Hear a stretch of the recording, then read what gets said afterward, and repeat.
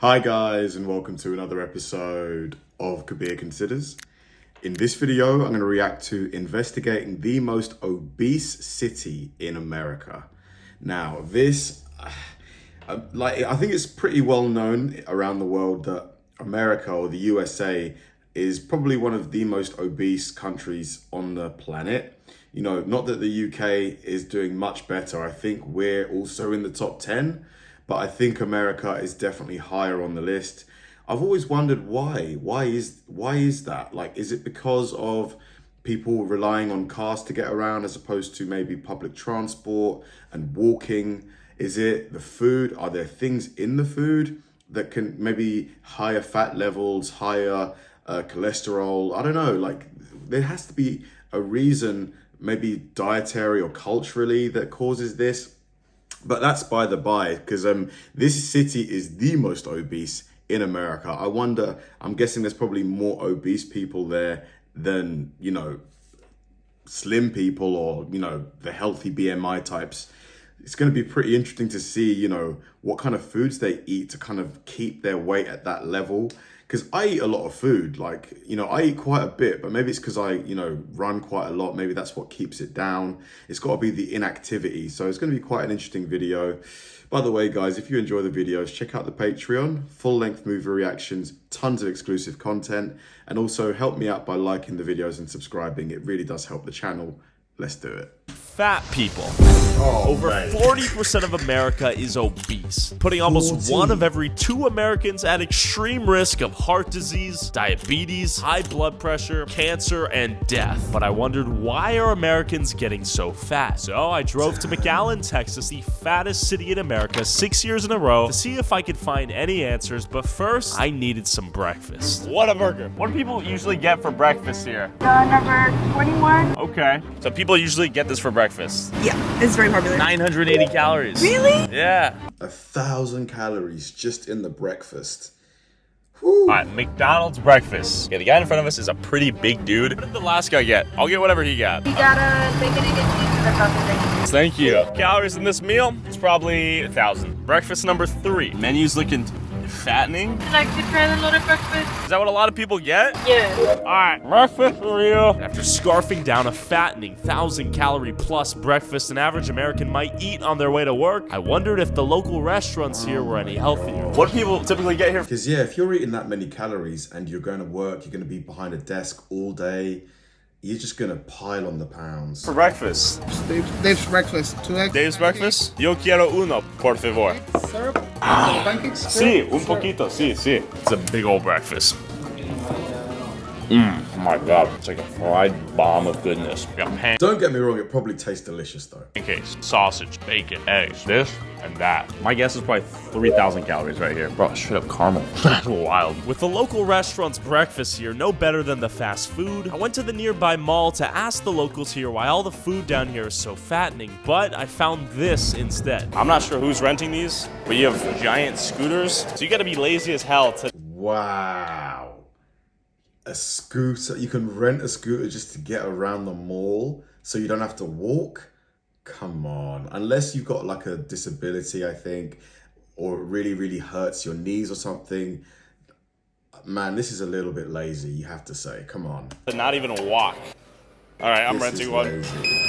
Bro, I cannot believe this is real. Let's interview the locals. Do a lot of people rent these scooters at the mall? Yeah. Yeah? Is this like a McAllen specific thing? Yeah. I do feel like Nikocado avocado right now, I'll be honest. Cruising on a scooter built to help morbidly obese people move around the mall, I thought I was in Wall-E for a second. But the question was, do you know why McAllen's the obesity capital? The food. Okay. And they don't walk. Why are people so big?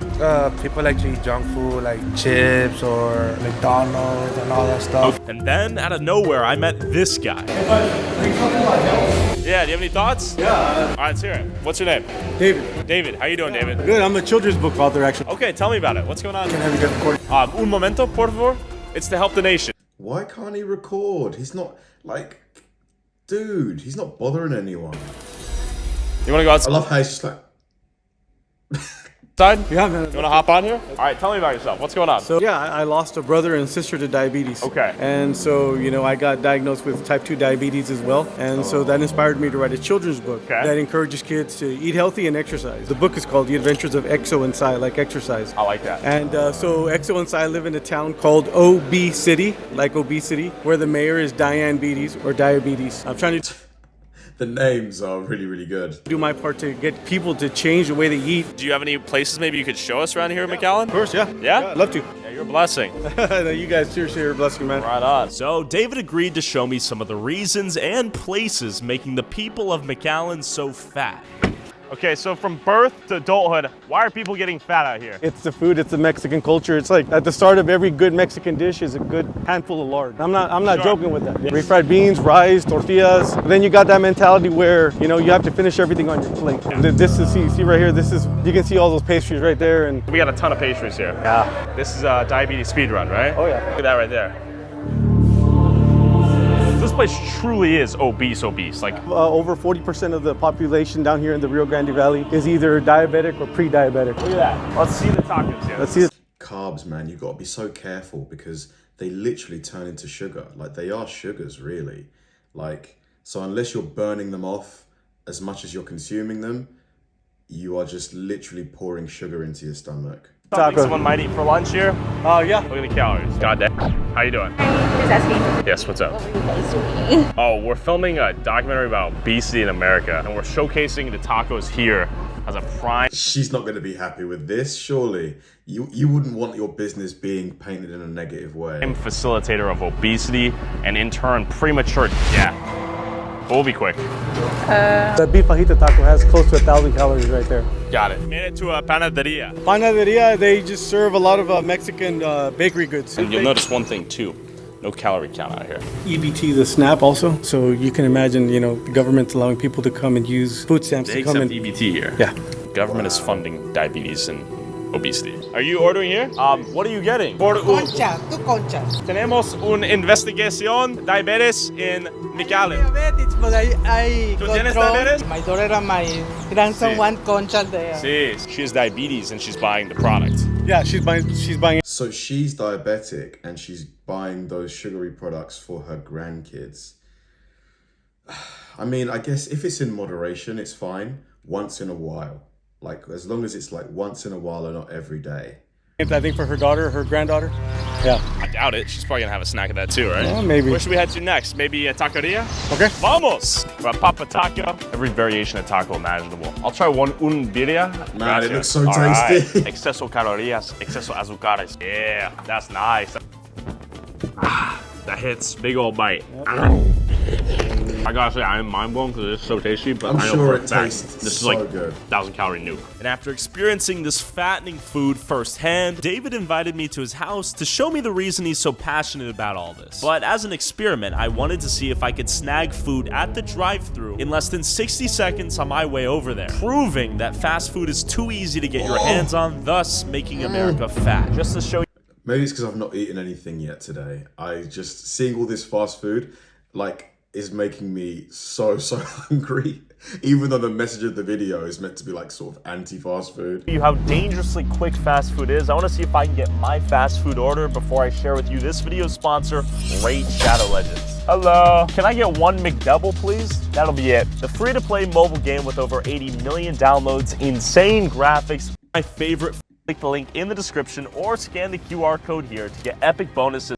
Click the link in the description to download Raid now. I got my order and all these people. After proving food is too accessible in America, I had made it to David's house so he could show me why he's so passionate about destroying obesity. Started doing it for these two people right here. That's my brother and sister, Mary and Henry, who passed away from diabetes. So I don't want anybody to have to go through what my family's had to go through, losing a brother and a sister, having another sister go blind. It's a really tough thing to see with the people that you love most. So diabetes can cause blindness as well?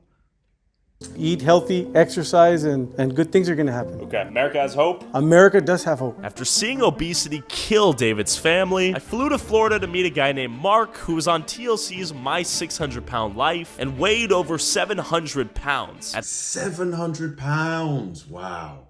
So that's, because here we use like kilos really, and So 700 pounds, 1 kilo is about 2.2 pounds. So this guy weighs like 320 kgs.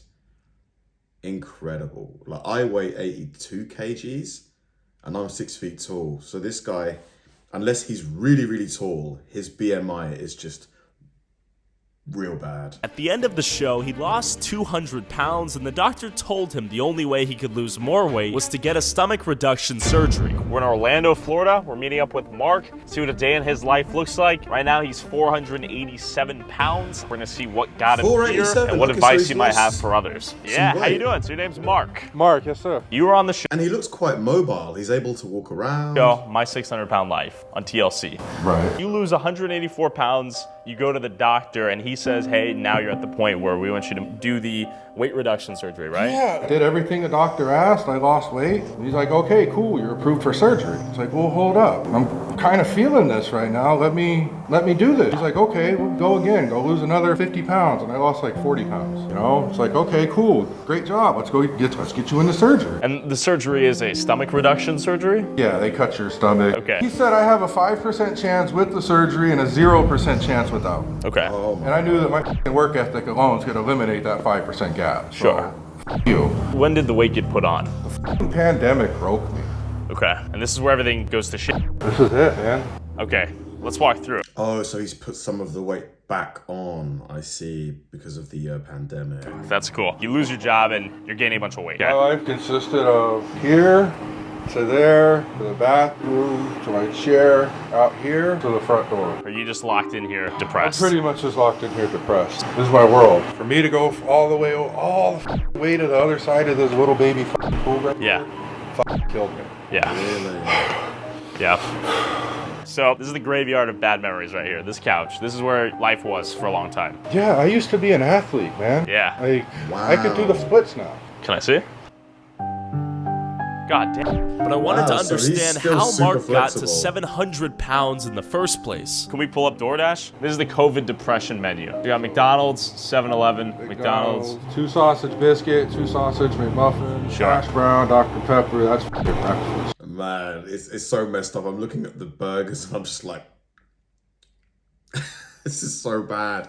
I don't know why it just McDonald's in particular. When you're hungry, or when I'm hungry, a good old Big Mac. Oh. Wendy's, Baconator, then a Baconator combo. You get the And you get 2 of them. Little Caesars pizza. And this is all on the same day. Yeah. As So soon you as wanna they be on the show. contacted me back, I was like, all right, it's time to go to work. Got it. Going to work at the time was literally me.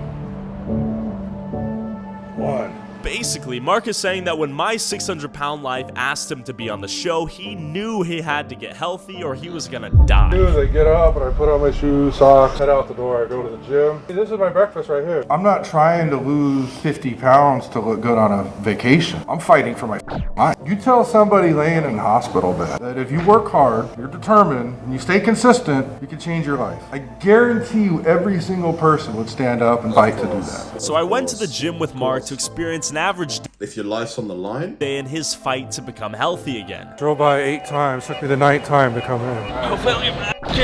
Quite the comprehensive. Another day is off. Let's go, Mark. Prove this. putting the work in. Holy I'm gonna pass it. Gassed after Mark's workout, I had a lot more sympathy for what he goes through on a daily basis. And as Mark and I drove back to his parents' house, Mark did something he thought he'd never be able to do again. What's up? I don't think. Oh, seatbelt? Yeah, I don't think it's gonna fit on me though. 6-minute drive. Okay. I haven't worn a seatbelt in years, bro. Actually, For real, yeah. Alright. Well done. That's kind of great.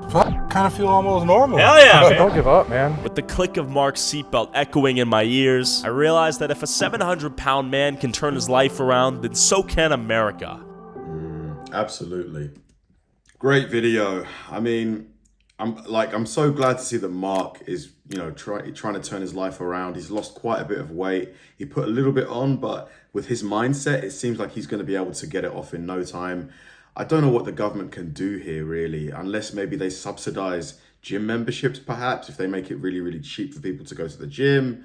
Maybe if they tax fast food companies more to the point where maybe the food becomes more expensive to the point where they can't, people can't afford to be relying on it, and they're forced to maybe cook their own food. Because just by having to go to the grocery store and picking up your ingredients and standing over the stove or the cooker, you are burning calories, aren't you? Like, or I don't know, like, because I suppose if they just start taxing, fast food companies and delivery companies like DoorDash, these companies can then say, oh, you're being anti-competitive, like you're giving the grocery stores an unfair advantage.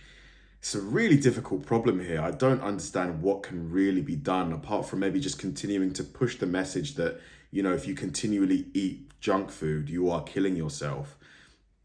I don't know. Very difficult one. How would you try and solve the problem? Thanks for watching, guys, and I'll see you in the next one.